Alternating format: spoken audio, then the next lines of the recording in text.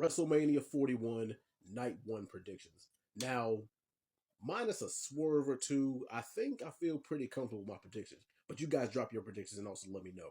But without further ado, here we go.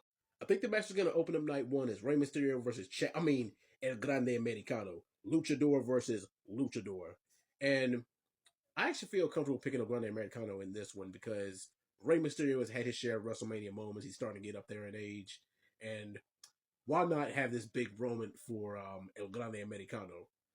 I would say they'll probably give these guys probably about 10 to 15 minutes with a couple of cool high flying spots. But I think that El Grande Americano is going to steal one at the last second. Rey Mysterio versus El Grande Americano. Now, it's a lot of controversy behind it in the beginning. I haven't heard anybody go crazy about their feelings regarding El Grande Americano like as of late, but in the beginning there was some type of controversy, or at least online.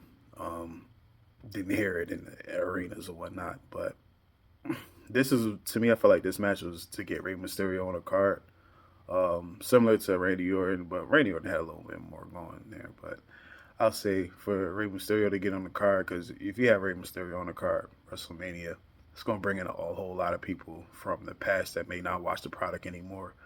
Um, and then Chad Gable, well, El Grande Americano, he's a good wrestler, man. So it should be a good match. I'm gonna have to go with Rey Mysterio taking that. Next up, we got the World Tag Team title match, the War Raiders versus the heel New Day. Now, this match doesn't really have a lot of hype behind it, and I don't expect anything longer than maybe a 10-minute match. But we might get a couple of spots here and there, maybe interference from Big E. But the New Day desperately needs something, and there's not a lot of real prestige with the War Raiders holding the tag team championships anyway. So go on ahead and give me the New Day in this Now the World Tag Team Championship match, we have the Raw Raiders going against the New Day, the New Day. This is the only tag team title that's on the line. SmackDown, you had the other tag team championships with Montez and Angelo going against Motor City Machine Guns, and that ended up a no contest because DIY interfered, which kind of like to me was just disrespectful to the Street Profits. Like, if you're gonna do all that, you should at least had them on WrestleMania and just do what you did. You know what I'm saying? Just a little faster. Um, because I was a little more interested in that tag team match than this one, right? Granted, New Day is the new Hill New Day, and this is their opportunity to capture gold, being the new day, new day. Um, so I'm gonna go with the New Day on that one, man. I think the War Raiders haven't been a solid presence on the main card since being champions. I feel like I actually forgot they were the champions, So I don't know if they were dealing with injuries or what, but I don't think they had a good reign at all. So I'm gonna go with the New Day to win that one. Next up, Jade Cargill versus Naomi. This is Jade Cargill's coming out party as a singles competitor at WrestleMania. This is finally her big moment. And Naomi is probably doing the best work of her damn career as a heel. I love it. In the ring, and then the little online back and forth between the two. Mwah, it's cinema. You can't ask for much more than that. Now, I'm also glad that they're letting Naomi shine in the ring. They're not going to let Jade Cargill just squash her and bulldoze right through her. I want to see a back and forth competitive match to see I'm here and I'm a threat too. And it wouldn't surprise me, win, lose, or draw, if we see Naomi in the women's world title picture after this. But just to play it safe, go on ahead and give me Jade Cargill in this match. However, if they want to swerve us, I would say you have Jakara Jackson and Lash Legend interfere and have them reveal that they were the accomplice in Jade Cargill's attack, and then have Naomi steal the pin. And if that happens, I don't think that it will really even hurt Jade Cargill's career or her chances at getting the main event spot. But I'm just saying. Jade Cargill versus Naomi. I feel like out of all the matches, this is, well, at least on this card, day one, I feel like this is the best story, maybe second best as far as build up. And we even seen a little bit last night on SmackDown where Naomi interrupted Bianca, and like she was trying to say, "Hey, you act like you don't know what happened with this Jade situation," but we don't know. We're gonna figure that out. We're gonna figure that out. But Naomi versus Jade Cargill, I feel like if Jade wins, it kind of puts an end to it. Where I feel like it should actually stretch out a little longer. Pause. Like I'm gonna go with Naomi because I feel like if Naomi wins, then you get to push Naomi's heel character a little bit more, but you have Jade like on a getting ready for the rebound. Like yo, I'm gonna get mine. On maybe Bad Blood or Backlash or something of that nature. Something of that nature. United States title match, the Samoan Werewolf Jacob Fatu versus the U.S. champion L.A. Knight. Yeah. Now, the majority of fans are saying that this shouldn't even be a competition, that Jacob Fatu should just run right through LA Knight and just squash him in a 3 to 4 minute match. I disagree. I think it should at least be somewhat competitive, somewhat back and forth, at least back and forth for about a good 2 to 3 minutes. But this is probably going to be my very, very first hot take. I think LA Knight retains. Follow me on this one. I can see it playing out like this. Jacob pretty much dominates about a good 90% of the match, having his way and doing whatever the hell he wants to LA Knight. LA Knight tries to mount some kind of comeback, but to no avail. Jacob always has an answer for it. And just when Jacob is about to deliver the finishing blow, out comes Tama Tonga and Solo Sikoa to try to support Jacob. And then Jacob is like, what the hell are y'all doing out here? I already told you I don't need your help. I don't need your support. I got this. But no, Solo insists on helping him. And then LA Knight comes to and realizes what's about to happen. He's like, oh no, I'm about to nip this in the bud. He hits Tama Tonga with the BFT. And then while they're arguing, then it's just that this Jacob realizes what happens. And then Jacob tries to go and attack LA Knight, but ends up accidentally hitting Solo Sikoa with a super kick. And then, right when he realizes what happened, he rams Jacob's Fatu's head into the ring post, throws it back in the ring, hits it with a BFT. 1, 2, 3. Game over. He retains. And then LA Knight escapes with the victory. And then that's when they argue some more. And then that's when Jacob Fatu goes off the deep end and attacks both Tama Tonga and Solo Sikoa. Hits them both with a Samoan spike, hits them with a Samoan slam too, a Samoan drop too, and then moonsaults both of them and walks out of there. United States Championship match. You got LA Knight versus Jacob Fatu. Now Jacob Fatu and LA Knight. I feel like this could have been a better build. You know, I think that what they did when it comes to the build up of this match was that LA Knight got the people and Jacob Fatu is a freaking nature and he got the people. So we don't have to put too much into a story. But I'm not gonna act like it's not anything in the story. You have the eventual breakup with Solo and Jacob. Me, my ideas, I feel like Jacob is gonna win because it's gonna turn into Jacob versus Solo. You know what I mean? I think LA Knight loses, but I think it's time for LA Knight to start sticking his nose into the main event business again. Roman Reigns is not on his tear, so LA Knight versus Cody Rhodes or John Cena, the promos leading up will always be good. Even if you want to you can't turn LA Knight heel for real, but say if it was John Cena that won, and LA Knight is his first, or one of the guys that face him, that'd be a good look. But I got Jacob Fatu winning this match. Next up, you got the Women's World Title match, Charlotte Flair versus Tiffany Stratton. Now, this is probably the first time in a long time where the champion is actually the underdog. Now, whether there's some real backstage heat between Tiffany and Charlotte, that's kind of irrelevant. Well, actually, it's not irrelevant. It makes it a little bit more spicy. But if they can work together like I think they can, this is going to be a 5-star cinematic match.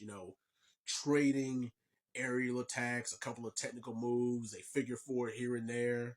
And, It would be an awesome moment if Charlotte comes at a point where she hits Tiffany with everything but the kitchen sink, but Tiffany keeps kicking out. She won't say no. She will not stay down at all.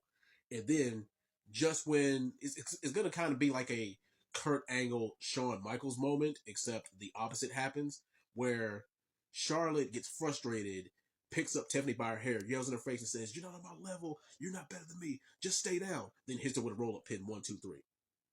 I think that's what happens. A lot of people are picking Charlotte to win.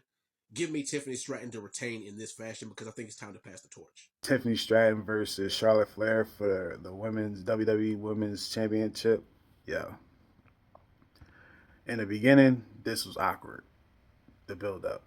Then you got that promo where it was still in the back, split screen, what made it even more awkward.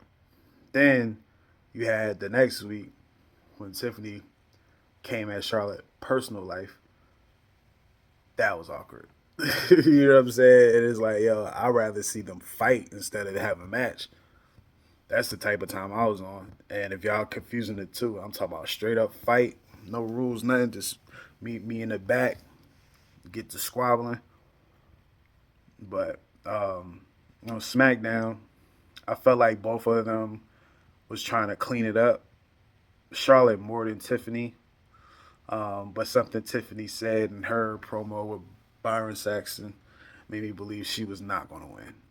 You know, but I honestly feel like Charlotte Flair is going to win. I think this whole program showed Tiffany may not be ready to carry the division, at least right now, right? I think if Charlotte wins and Tiffany, if Tiffany comes back and wins it like a little later down the line, I won't be mad at that because I feel like Tiffany needs to go back on a chase. And Charlotte Flair is like, all right, everybody gonna want her head, and whoever Charlotte goes against is gonna get the rub as being the baby face, right? Because everyone hates Charlotte. It seems like so. I got Charlotte winning that match. Next up, the co-main event for the World Heavyweight Championship. Yeet, Jey Uso versus the Ring General and the World Heavyweight Champion, Gunther. Now, I see some of the pro wrestling fandom who's kind of split 50-50 on this match, saying that they wouldn't particularly be upset if Gunther was to retain. And they've spent the last, I don't know, maybe 2 to 3 years building up Jey Uso as a legitimate singles competitor. It's pretty much 2009 Jeff Hardy is the 2013, 2014 Daniel Bryan yes movement all over again. And a lot of people are like, well, if they spent all this time trying to make us take Jey Uso serious, with him having title shot after title shot, main event after main event, just for him to come up short, then what'll be the point of the build? And for that reason is why I'm picking Jey Uso to win the World Heavyweight title finally. Gunther versus Jey Uso for the World Heavyweight Championship. Now, this match right here, Jey Uso has been under the microscope. Like, the people on the internet is flaming him, but when you watch Jey Uso in the arenas, it's the total opposite. So you just have to ask yourself, why are y'all mad? You know, because when you say things like, "Yo, he only got X amount of moves, this, and that," yo, bro, everybody's not about to be Ray Phoenix or Penta. You know what I mean? Like the Hot Flyers, not even they can't be Montez. Like it's a lot of people that can't do a lot of things, but their character is way bigger than the ones I just named, and or whatever, you know. But Jey Uso got all the charisma going into this. I like the last few weeks since Jimmy got introduced into the feud. I feel like that was